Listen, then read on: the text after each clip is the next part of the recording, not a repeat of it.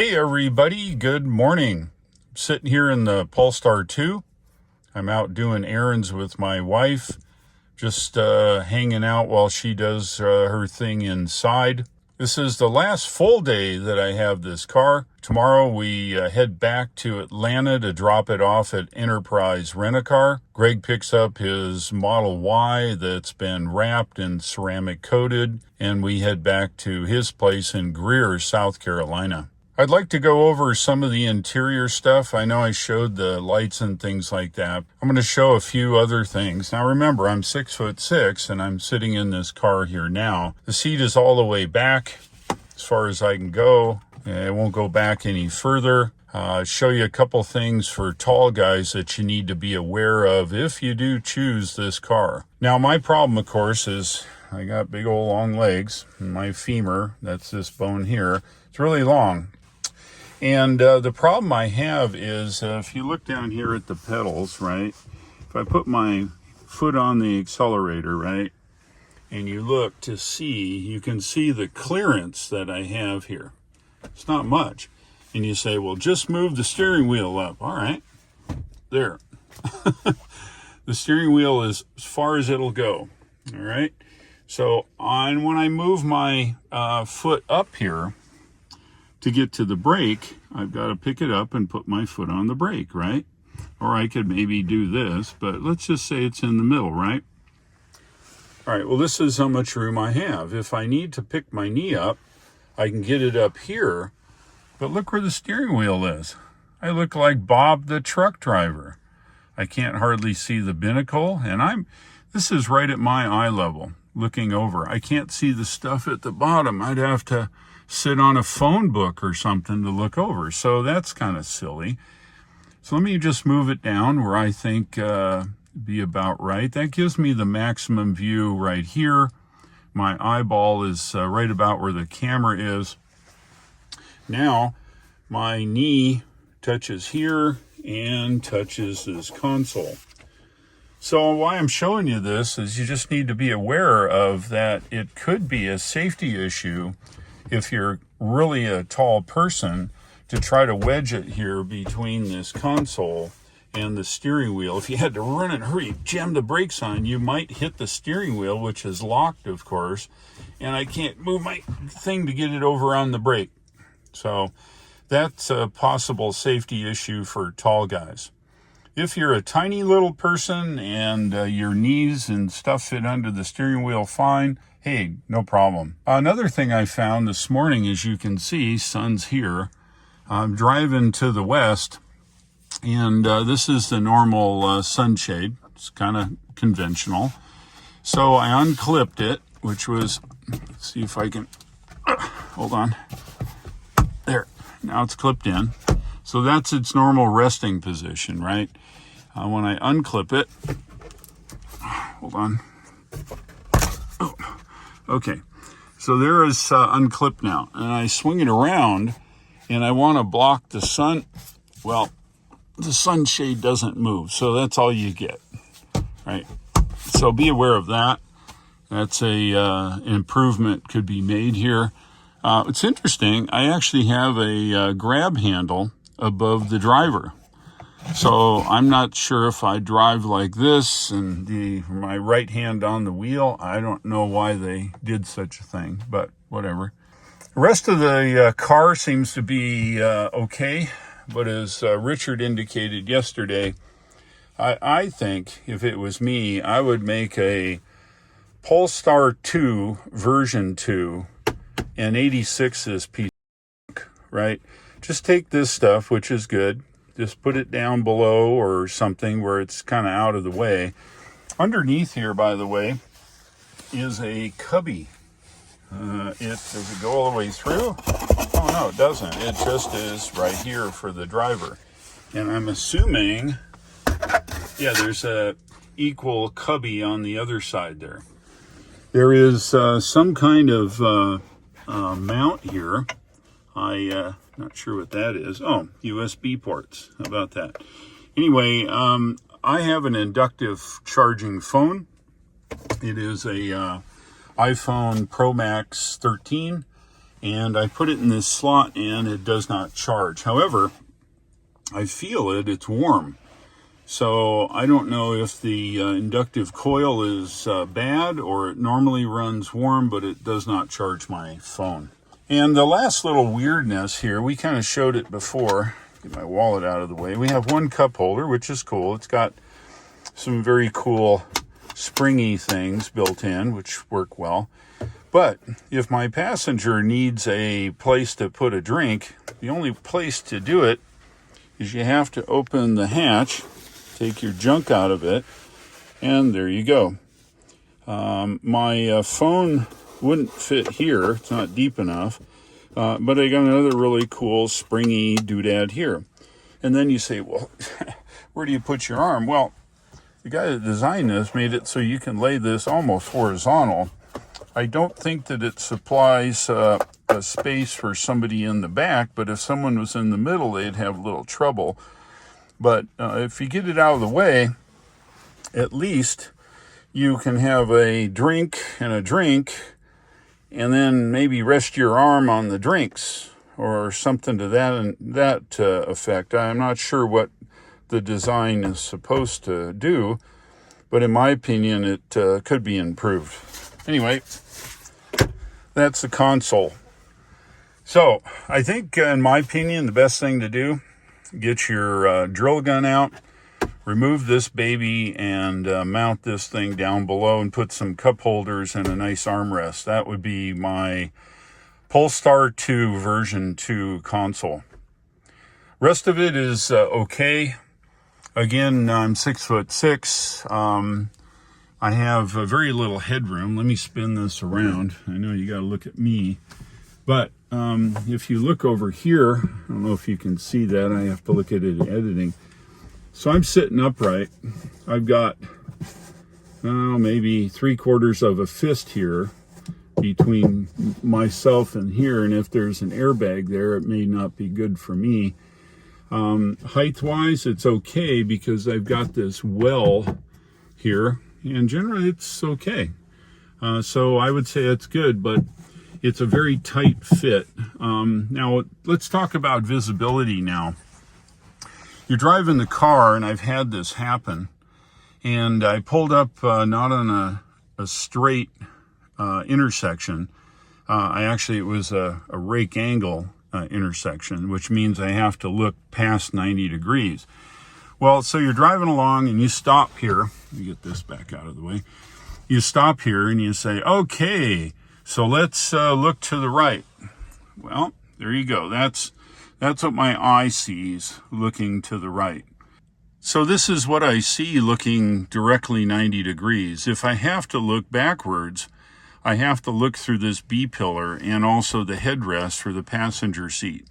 Now, I was sitting in here last. I pushed it all the way back. I suppose you can lay it down, get it out of the way, but my point is visibility to the right is difficult. Then you say, well, just lean forward. Okay. Let's see. My head is right at the steering wheel. This is what I see. Now, back at about, probably 100 to 200 degree, 120, between 100 and 120 degrees, I'm still blocked. So the visibility out of the right side is difficult. And then I go over to the left, and again, my head is right here, and look what I see. So if I'm sitting in the seat looking forward, and I look directly 90 degrees left, this is what I see. Actually, I kind of see that. And of course, now looking back is even harder. You have to but you can't get far enough forward to look back. So then you have to look over the back seat, way about over your left shoulder. So what I'm saying is the cabin is, while nice, is quite compact, I guess is a good term. It's compact to the point where it's almost restrictive in looking around. This is the view out the window. I see all this junk up here, all that, and I look over here, and what I've got more restrictions. And then over here, the A-pillar is good sized, and that mirror block even more. So I don't think the visibility is as good as it could be. I know it's the outer design dictates that, but that's my 2 cents. Now, don't take this as a negative, okay? If you're a less than 6'6" person and you think that it is plenty of visibility, that is just fine. I think overall, it's a very nice car. This is the Polestar Frunk. There's a little latch right here you gotta flip out of the way. Well, there it is, Polestar Frunk. It has a jack. It has this little removable thing here. I can get this out of the way. We've got a, it looks like a pump for the tires. This is actually tire sealant. You screw it into here, I'm guessing, and then hook it up to the tire, and it fills the tire with goop. Kind of interesting. We've got, looks like a lug wrench. Kind of short, maybe extendable kind. Yeah, it's extendable kind. And then a tow hook, and then a little thing to pull the cap off the wheel, and that does not come out. Windshield washer fluid, and a very, very small frunk. It's maybe 6 or 8 inches deep. That's it. That's the frunk of the Polestar 2. All right, so this is the back. Now, most latches are up here, but there's no room. So you gotta look down here, and right underneath there is a rubberized thing. You push it, and it's a auto opening rear end. Got a few items I stuff here. My camera mount here. I'll put that there. Anyway, here is a little hatch looking thing. I guess it's to support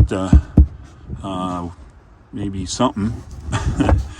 And then this is the space. Essentially there is no space. There's a little well here big enough to hold your charging cable. It's all right. Over here is a netted area and another area here.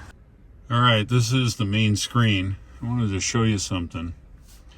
This is what you call apps, very much like on a Android phone. This is, I believe, an Android operating system here in the Polestar 2. This is what's called the Play Store. And just like an Android phone, you have the ability to load apps onto this computer. What's currently on here, of course, is Google Navigation, which is Google Maps. Cool. And it actually works very well. We have a Google Assistant. That's the gal when I push the little button here, right here actually, she'll come up. What time is it, Google Assistant?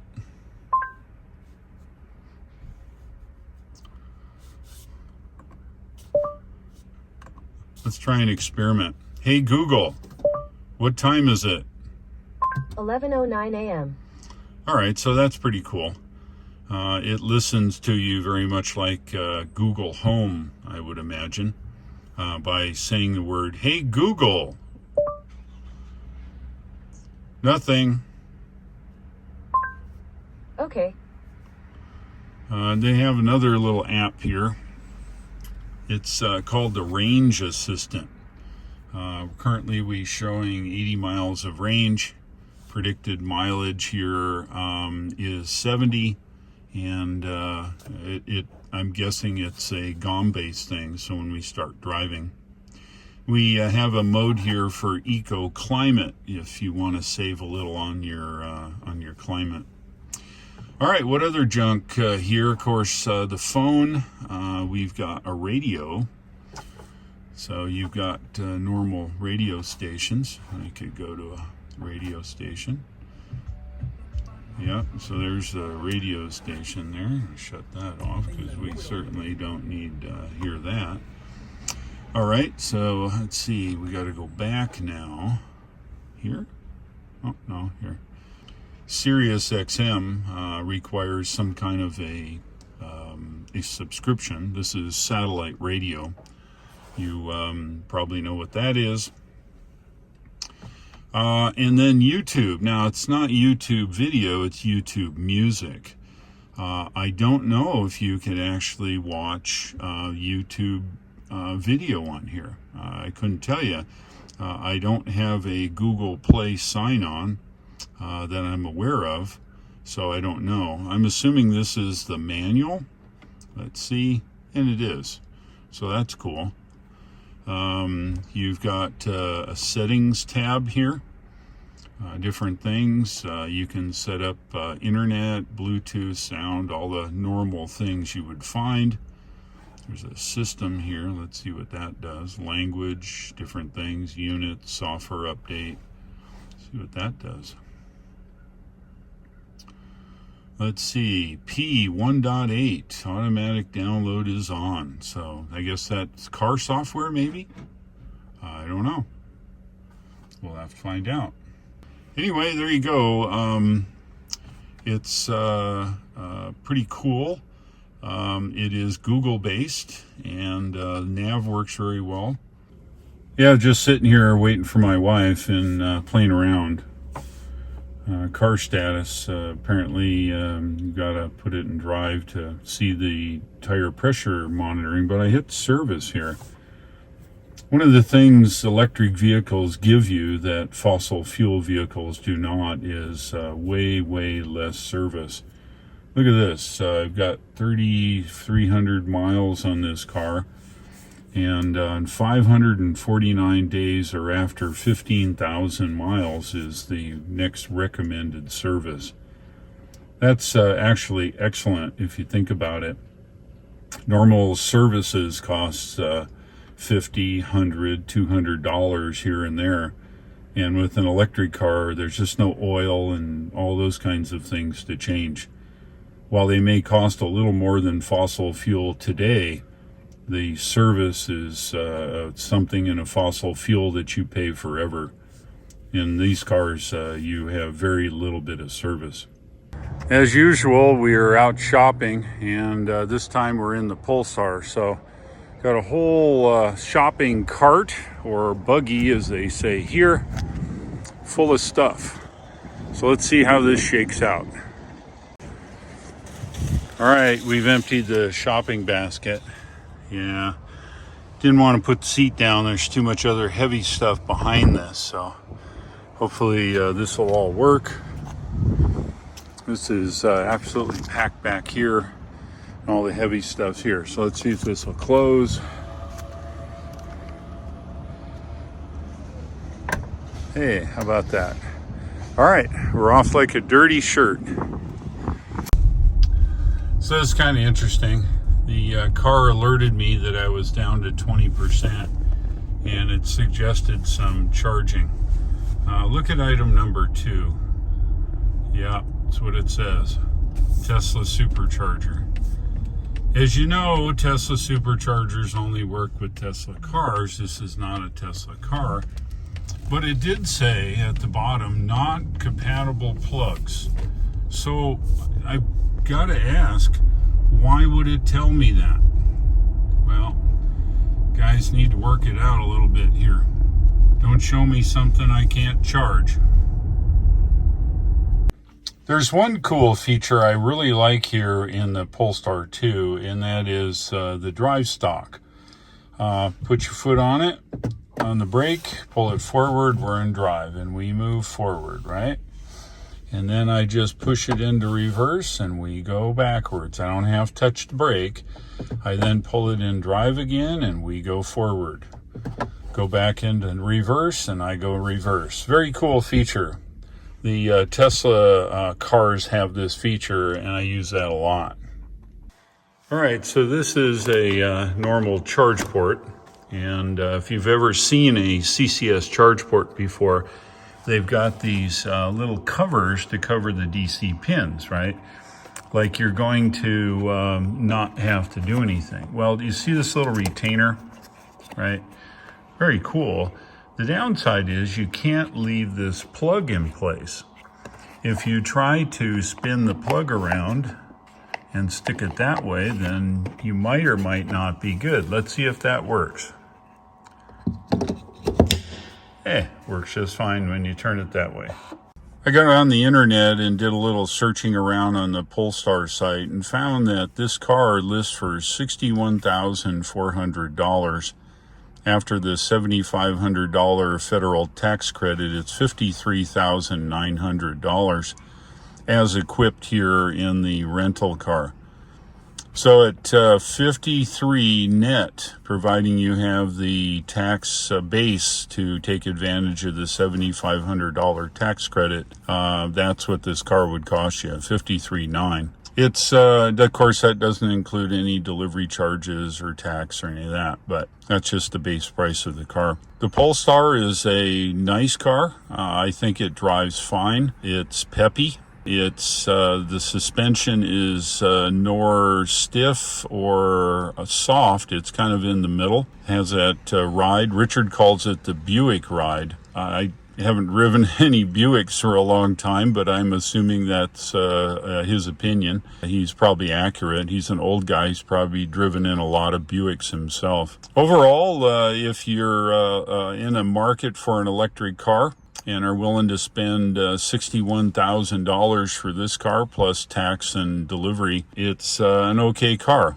I'm now hooked up to the wall connector, or the J1772. It's set to charge at 40 amps. And here's the main binnacle screen of what we would normally see.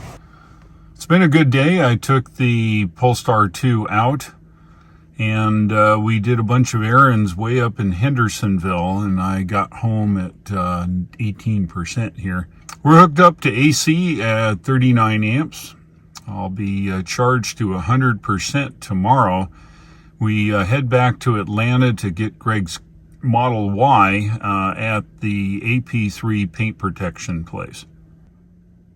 If you would, please subscribe. Go ahead and pass my videos on to your friends. Thank you for watching. I'll look for you in the next videos, and take care.